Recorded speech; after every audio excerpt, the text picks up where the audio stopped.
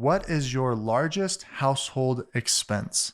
I'm going to guess most of you are thinking mortgage. That is actually incorrect. And I'm going to show you why.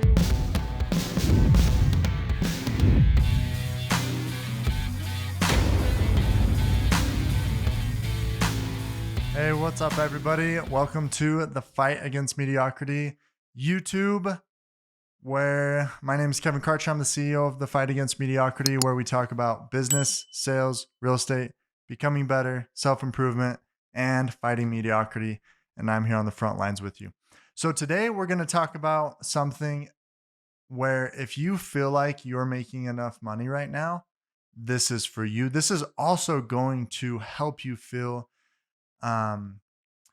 very much so, like I like to call it good pressure or like positive pressure, meaning that it's gonna feel uncomfortable, but it's positive. It's pushing you in the right direction. So today we're gonna be talking about money, some of the green, the guacamole, and guess how much is here? Throw it in the comments. It looks like a lot.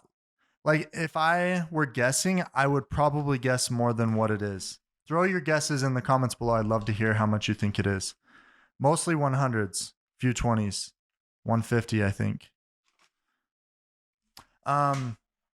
Anyways, money is unlimited. This is actually losing value every minute it sits on my desk, every day, every month, every year. If I let this sit under my mattress, in a year's time, it will be worth less. That is the worst place you can put it. Do not save for a rainy day. Save to invest. So today I'm going to talk about something that I learned from Mr. Grant Cardone. You love him or you hate him, but you can't ignore him. It's called the 40% rule. And surprisingly, not very many people know about it. Most people think that they should be making 100 or, well, let me rephrase this. Like, for most people, a really good income would be like $150,000 to $300,000, and for most people, that would be crushing it. I think the top 1% of earners in the U.S. earn $400,000 or more. So most people dream of making six figures. I did at one time too. Six figures was the dream. If you were making six figures, oh my gosh, you had oodles of money to do whatever you wanted with. You'd never have to worry about money again, kind of thing. That's not the case, and I'm going to show you why. So most people think that they should be making 100 or, well, let me rephrase this. Like, for most people, a really good income would be like $150,000 to $300,000, and for most people, that would be crushing it. I think the top 1% of earners in the U.S. earn $400,000 or more. So most people dream of making six figures. I did at one time too. Six figures was the dream. If you were making six figures, oh my gosh, you had oodles of money to do whatever you wanted with. You'd never have to worry about money again, kind of thing. That's not the case, and I'm going to show you why. So let me share my screen real quick. I'm really excited. The 40% rule. Take a minute. I want you to answer, what is your largest household expense? Drop it in the comments. What is your largest household expense? I'm going to guess most of you are thinking mortgage. That is actually incorrect. Your largest household expense is taxes. And for this, we're going to put 40%. And I know for some of you, you might be thinking, well, I don't pay 40% in taxes. I pay less or whatever. This is assuming that you're at your dream income. And typically for most people at that level, it's going to be around 40%. Just for numbers, it's 40%. Sure, 35, whatever, but 40%. So your largest household expense is taxes, and you didn't even know it. So pretty scary, but also very insightful. So the idea is, if you're paying the government 40% of every dollar you make, and again, don't get stuck on the numbers, you're paying the government 40% of what you make, you should at least, in theory, pay yourself that same amount. And when I say pay yourself, that could mean investing in books, courses, education, conferences, like that's a big part of it. But it's also investing or paying yourself so that you can invest in businesses and real estate and assets that produce more income. Because ultimately, if you never put aside money to do that, you're always going to be trading time for money. You're always going to be, I put in 10 hours, I got paid for 10 hours, and I have to go back again tomorrow and work another 10 hours in order to make ends meet.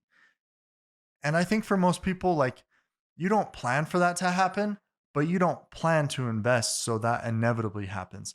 So, in order for you to stop trading time for money, you have to learn how to save money and invest it. So, for this, we're going to put 40% goes to you. And that should actually be first. It should actually go to a separate account that you can't touch, that is, when a sacred account means it's special, it's, you're not just using it every day. It's there for a purpose. So put it aside, ask your employer to direct deposit it, whether that's commission or whatever. Ask your accountant, if you're a business owner, to direct deposit it to a sacred account. So 40% goes to the government, 40% goes to you.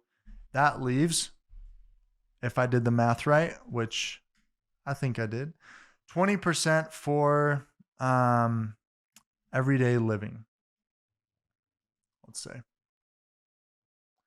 So that puts it into perspective.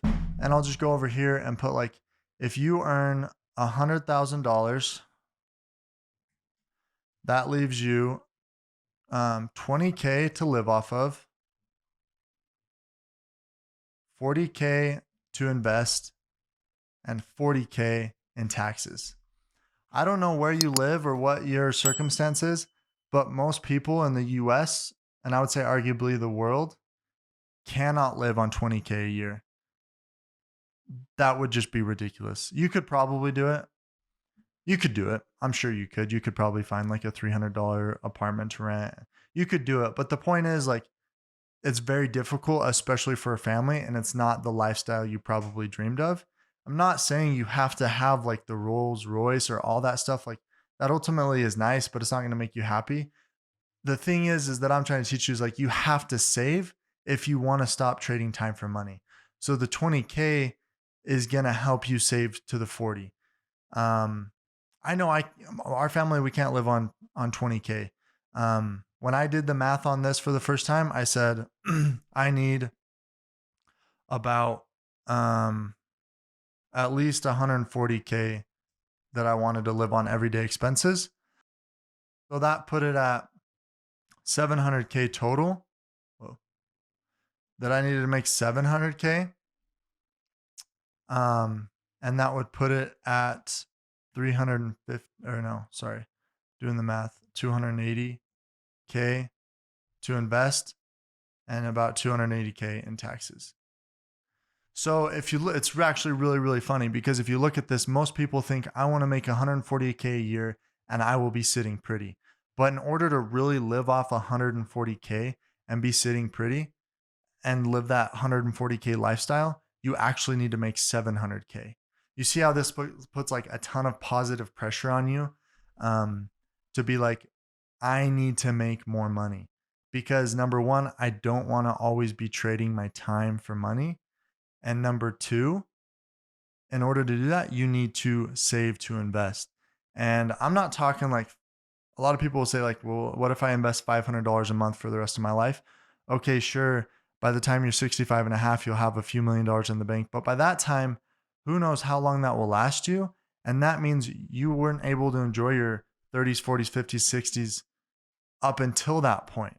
And so what this is doing is putting some positive pressure on you to say, how can I make more money? Because until you have the pressure to be like, crap, I need to make more money, it's never going to happen. And most people are stuck with this thinking of like, I just need to make 100K, when really, if you make 100K, you're only living on 20K.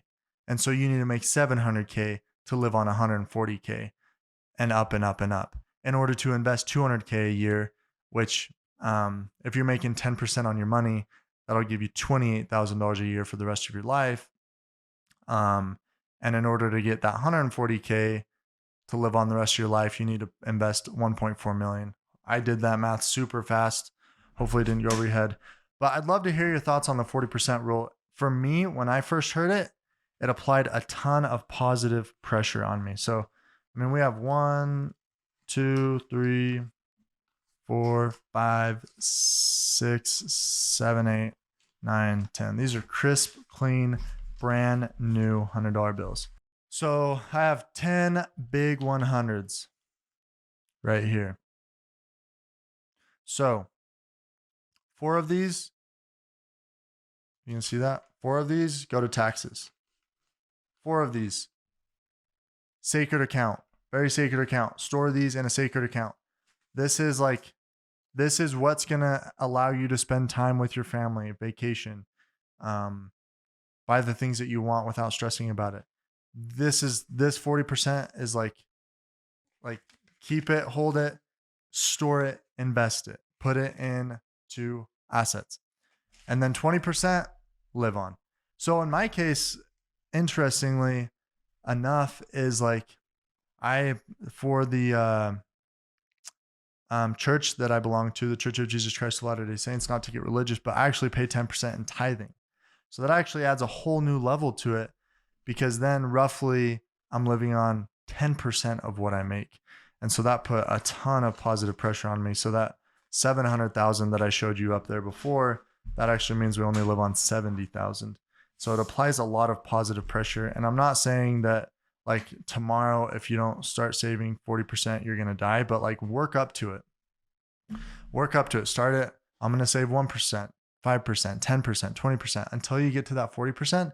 But ultimately what I'm saying is you need to increase your income. Like what you were taught all throughout school and what the world makes us believe of like $100,000 is really, really good. It's not. It is if you want to spend it all every year and trade time for money for the rest of your life. But if you truly want freedom, it's not enough. You have to increase your income so you can live on that 20%, save that 40%. I love this so much. This is something that completely changed my life. I hope it'll do the same for you.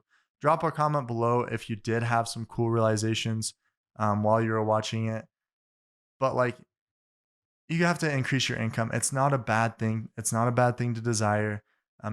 If you're a good person, you're going to do good with it. If you're a bad person, you're going to do bad with it. So just make sure you're a good person and you're going to do good with the money that you make. It's going to give you opportunities to give back, to serve, to not have to worry about if your car's going to break down or if your family member is going to have a medical emergency. For me and my wife, we need to adopt. It feels good knowing that we have the money. It's not going to burden us. We have the money. We ourselves. So you guys are awesome. Thank you for watching this, and we'll see you on the next video.